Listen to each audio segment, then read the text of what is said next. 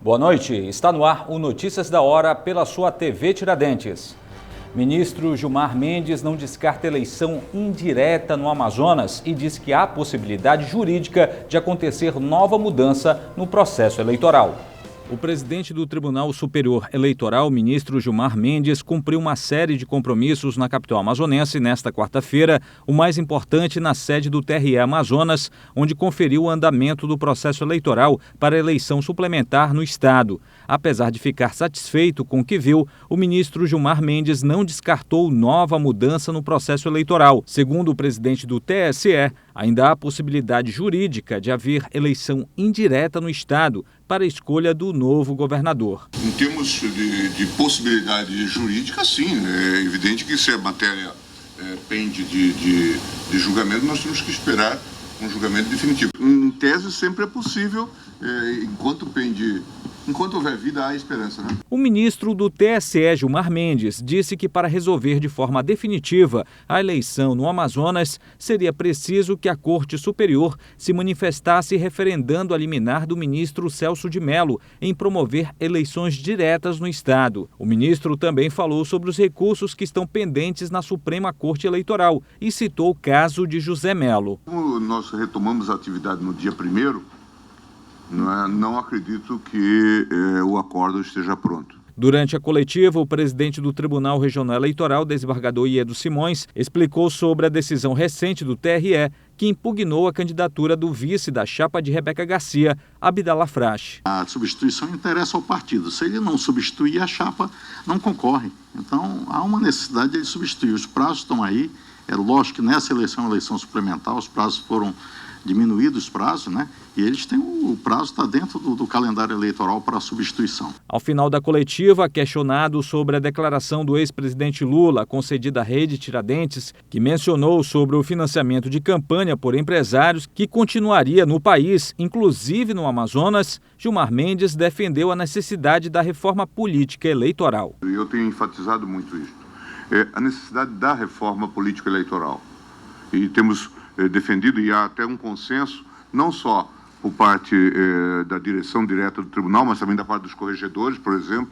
O ministro Herman fez uma reunião com os corregedores e nós temos insistido na mudança do sistema eleitoral, num aperfeiçoamento do sistema eleitoral, na diminuição do número de candidatos, no encontro de uma fórmula adequada para o financiamento do sistema. De acordo com o TRE Amazonas, 95% dos serviços necessários para a execução da eleição suplementar no estado estão concluídos. Segundo a direção do Tribunal Regional Eleitoral, 13 dos 21 milhões previstos para a realização do pleito já foram gastos pela Justiça Eleitoral no estado. Suspeito de participar da morte do delegado Oscar Cardoso da Polícia Civil é preso junto com companheira por associação criminosa e tráfico de drogas. Davi Ferreira da Silva, de 27 anos, conhecido como Gaúcho, e Jaqueline Menezes Ribeiro, de 19, foram capturados por volta das 16 horas na rua São Judas Tadeu, bairro Flores, zona centro-sul da capital, nesta terça-feira, no momento em que iam sair para fazer entrega de drogas. A dupla portava também um revólver calibre 38. Gaúcho, segundo o delegado Henrique Brasil, titular do 23º Distrito Integrado de Polícia, onde o casal foi apresentado, é de alta periculosidade e já tem 2 condenações por tráfico e posse de arma de fogo, que somadas chegam a 25 anos de prisão.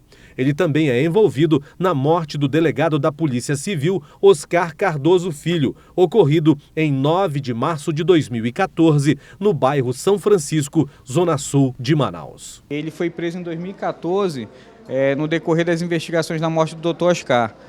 Segundo o que está nesse processo, ele estaria junto com o traficante Piu Piu. Ele era associado ao traficante Piu Piu e estaria envolvido na morte do Dr. Oscar. Ele foi flagranteado à época por tráfico de drogas e porte ilegal de arma de fogo.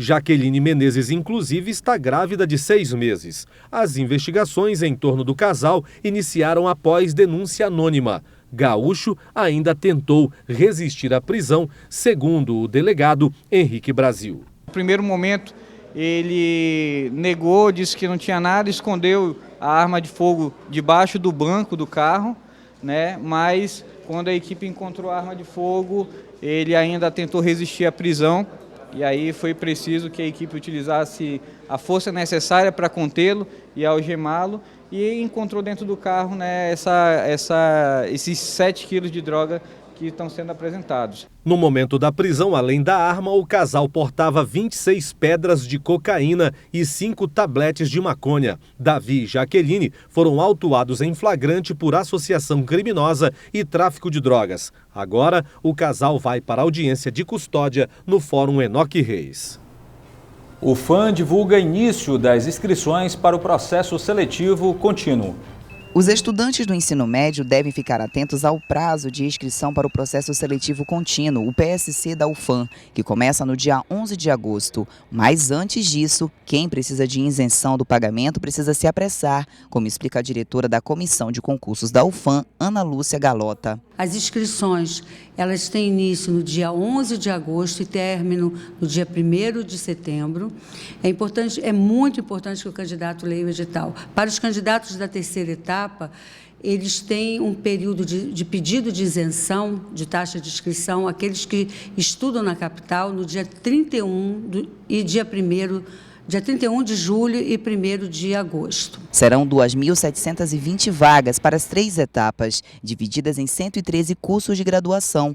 O PSC é hoje a única maneira fora do Enem de ingresso na UFAM, mas apenas os estudantes cursando o ensino médio podem concorrer. Os candidatos alunos da primeira série do ensino médio, a segunda etapa, os alunos da segunda série do ensino médio e da terceira etapa, o da terceira série do ensino médio. Paralela ao PSC, a UFAM também está realizando o processo seletivo simplificado de educação à distância.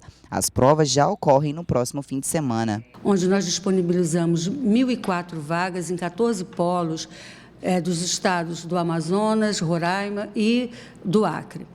A prova vai ser realizada no domingo, reitero, de 8h10 a 12h10. As inscrições para o PSC serão exclusivas pelo site www.conveste.ufam.edu.br. A taxa é no valor de R$ 45.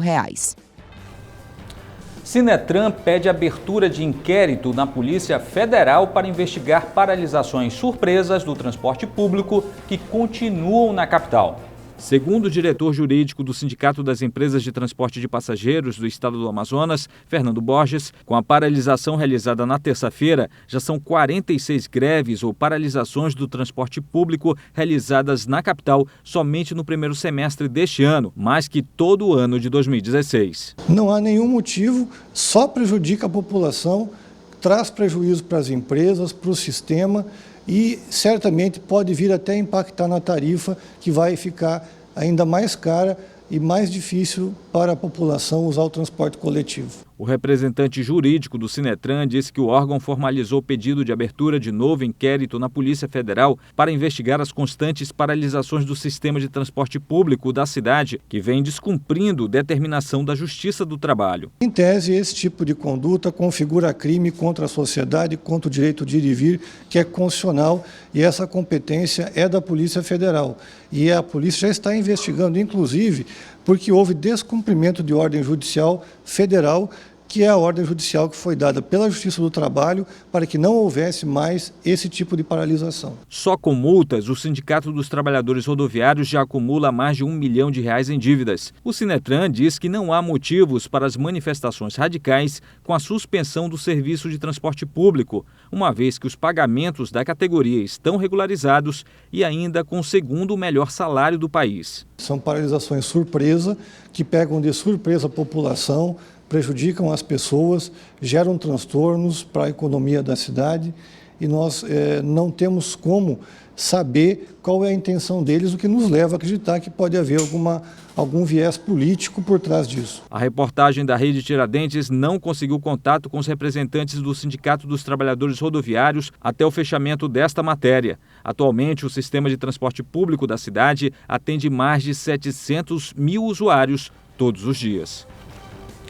Após denúncia de parentes, presidente da Federação Estadual do Índio rebate informação de que vai deixar a presidência da casa. O atual presidente da Fundação Estadual do Índio, Raimundo Sobrinho, reuniu cerca de 10 lideranças indígenas na sede da FEI. Os discursos inflamados foram a favor da permanência de Sobrinho à frente da fundação. Estamos para exigir a permanência do nosso presidente da FEI neste lugar, que ele continue, porque nós temos a nossa associação desde 2009 e a gente nunca sentou com o presidente da FEI em outros tempos para conversar. E hoje esse presidente que está aqui, ele senta conosco, senta com as associações. Se nós não tivesse apoio da Fundação Estadual, nós não estaríamos aqui segurando o Raimundo, porque eu também estaria junto para tirar o Raimundo. Na segunda-feira, a imprensa acompanhou um grupo de indígenas que fez manifestação na frente da sede do governo na Compensa.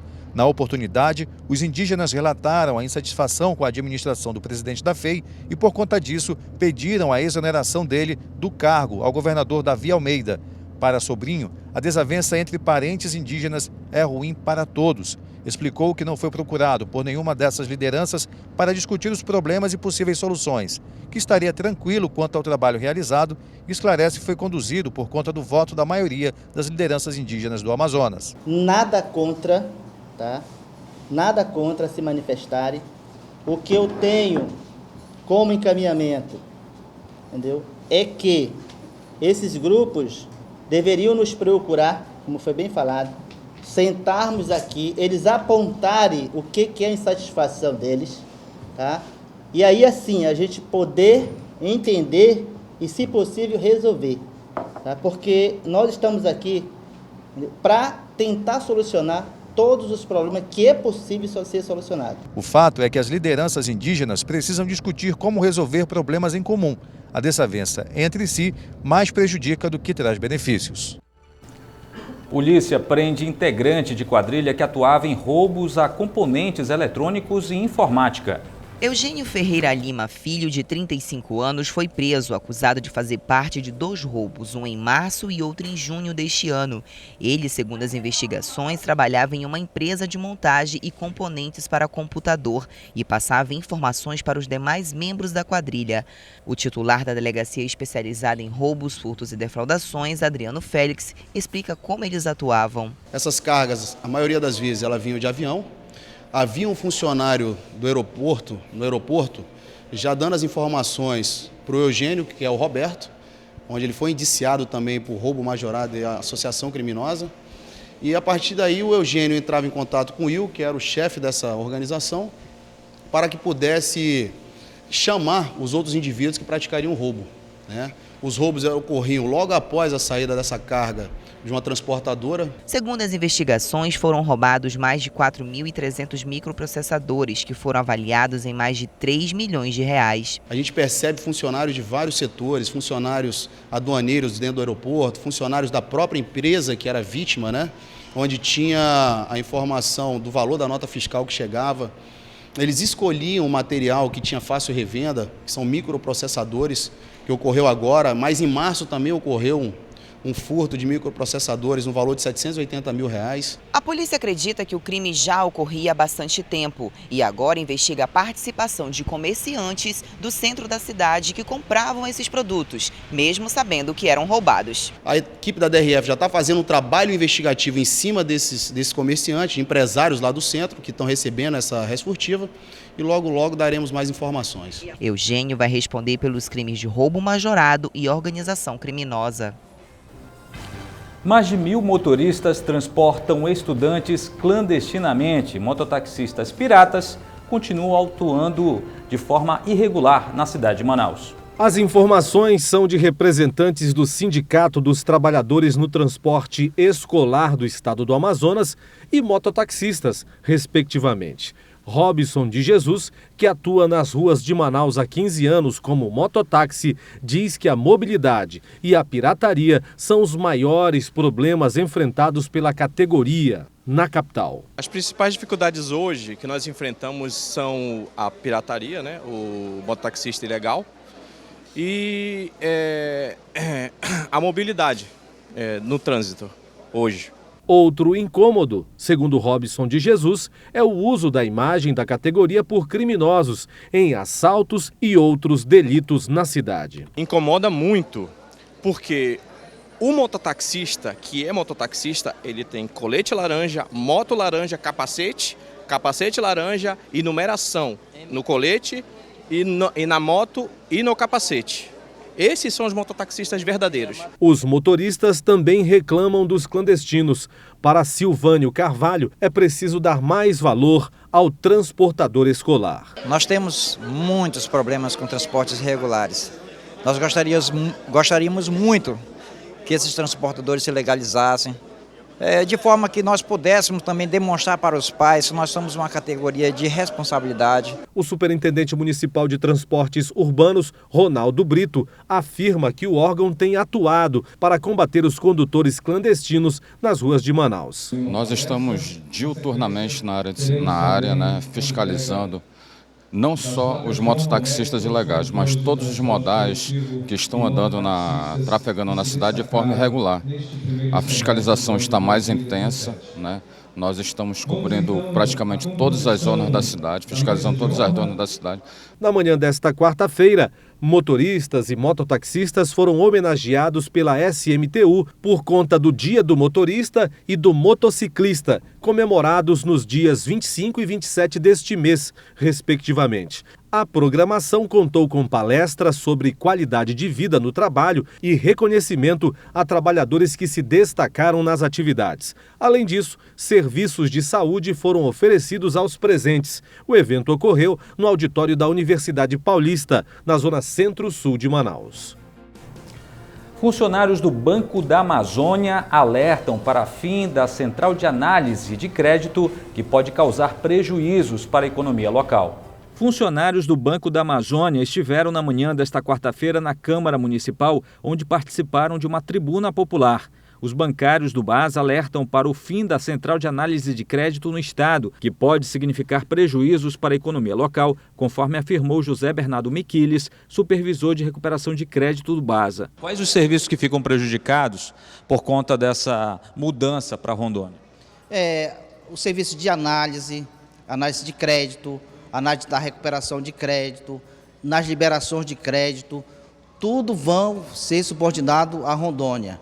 Isso, a diretoria do sindicato, os próprios funcionários estão rechaçando essa medida da diretoria do banco. A demanda dos funcionários do BASA foi apresentada pelo vereador Sassá da Construção Civil no Parlamento Municipal. A gente está vendo que os bancos querem levar outras pessoas, outras agências para outros estados, e Manaus hoje é uma capital mais importante do país. Eu acho que nós não podemos ficar sem o apoio da agência bancária. Segundo o presidente do Sindicato dos Bancários do Amazonas, o fim da central de análise de crédito no estado deve dificultar ainda mais a obtenção de financiamento para os produtores rurais e microempreendedores. O que nós estamos hoje buscando aqui é que a central de crédito realmente seja implantada no estado do Amazonas.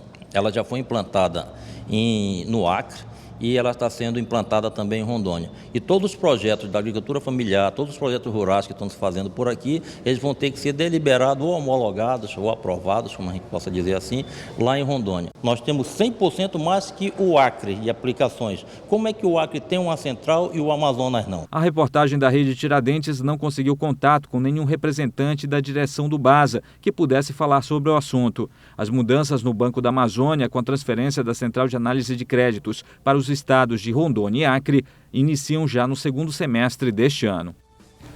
Novos fuzis reforçam o aparato das forças estaduais de segurança. 70 armas de grosso calibre já estão em teste nas polícias civil e militar do Amazonas. Mais leve e compacto, o fuzil T4 calibre 5.56 tem a proposta de mais agilidade nas ações de alto risco em matas e rios.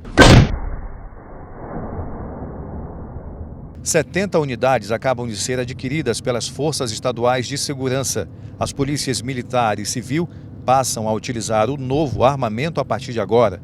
A apresentação dele e a demonstração de tiro foram feitas nesta quarta-feira no Batalhão de Operações Ribeirinhas da Marinha em Manaus. Segundo o secretário de Segurança Pública do Amazonas, Sérgio Fontes, as armas ficam até o final do ano em teste. Se forem aprovadas, uma quantidade maior de armas devem ser adquiridas da empresa Taurus. Nós já operamos com fuzis há mais de 20 anos, E essa faz parte de uma realidade do dia a dia do policial militar, do dia a dia do policial civil. Claro, nem todos recebem esse treinamento. O treinamento de fuzil não faz parte do treinamento básico de um policial, mas tão logo ele assume uma posição em que esse conhecimento é necessário, ele recebe o treinamento e nós temos uma quantidade muito grande de operadores de fuzis que estão preparados para utilizar os que nós já temos uma quantidade grande de fuzis e os que nós vamos adquirir. O comandante da Polícia Militar, Coronel Davi Brandão, destacou que os policiais que vão manusear o armamento receberam treinamento especial. Recentemente caiu nas redes sociais a imagem de um PM que teve uma arma roubada por um bandido. O comandante garantiu que foi um caso isolado e que o armamento jamais cairá nas mãos de pessoas erradas. Aquele procedimento não é adequado, assim como foi falado em relação à ocorrência na base Anzol, né? A polícia, a força de segurança sempre trabalha com a supremacia numérica, e que não foi naquele caso, né? Ontem nós concluímos um curso do bastão perseguidor, que é o uso da utilização do bastão perseguidor para imobilização do oponente. No estande de tiros formou-se uma competição informal com os representantes das forças estaduais. Apenas o secretário de Segurança Pública, Sérgio Fontes, acertou de primeira o tiro. Já o comandante da PM e o delegado-geral da Polícia Civil levaram um pouco mais de tempo para se acostumar com a arma. A expectativa é que seus subordinados tenham mais agilidade no enfrentamento da criminalidade. Incêndio destrói parte da vegetação na Avenida das Torres. O incêndio começou, segundo os funcionários de uma obra que trabalhavam bem em frente ao local e que ligaram para o Corpo de Bombeiros. O fogo começou antes do meio-dia, mas o Corpo de Bombeiros só chegou às 3h30 da tarde, quando parte da vegetação já havia sido destruída pelo fogo. Os bombeiros tiveram dificuldades para conter as chamas por conta do vento que alastrava o fogo. A visibilidade ficou comprometida no local e deixou o trânsito mais lento na Avenida das Torres. E na próxima sexta-feira é o Dia Mundial de Combate às Hepatites Virais, doença que a população dá pouca importância, mas que causa muitas mortes no país. Hepatite A, B, C e D são as mais conhecidas, porém as mais graves são as B e a C, que atingem grande parte da população. Segundo o médico infectologista Marcelo Cordeiro, as hepatites são silenciosas e, por isso, acabam passando despercebidas. Existe uma parcela enorme da população que tem esses vírus e que não sabem que tem, porque são pessoas que não apresentam sintomas. Então, principalmente nas hepatites B e C, em que as pessoas que se infectam podem desenvolver a forma crônica da doença, essas pessoas estão aí, às vezes, transmitindo. De acordo com o especialista, o ideal é que os exames de hepatite sejam incluídos na lista de check-up anual que toda pessoa precisa fazer. Ele explica como funciona o tratamento para as doenças. O tratamento é feito em unidades especializadas, em unidades de referências, e depende do vírus e do subtipo do vírus. Então, na medida que é identificado um caso, essa pessoa vai fazer uma série de exames para identificar qual o melhor tratamento para aquela situação. Mas são tratamentos eficazes. A hepatite pode ser comparada na forma de contaminação às doenças sexualmente transmissíveis, pois são repassadas através de contatos em ferimentos, relações sexuais, uso compartilhado de seringas e objetos cortantes. São indivíduos com risco maior de adquirir esses vírus. Além da transmissão sexual, né, da relação sexual sem proteção, também ser um fator de risco para a aquisição desses vírus. Para sensibilizar a população a fazer exames e saber se tem ou não algum tipo de hepatite, foi criado o Dia Mundial de Combate às Hepatites Virais, comemorado no dia 28 de julho, e que deixou também conhecido como o mês de Julho Amarelo, como um alerta aos riscos da doença. E esta edição do Notícias da Hora vai ficando por aqui. Para rever as reportagens exibidas nesta quarta-feira, acesse nosso canal de vídeos na internet. O endereço é youtube.com/TV Tiradentes. E você pode mandar sua sugestão de pauta para o nosso e-mail, redacal@redetiradentes.com.br, ou ligue para a nossa redação 3616-3800. Obrigado por sua companhia, excelente noite e até amanhã.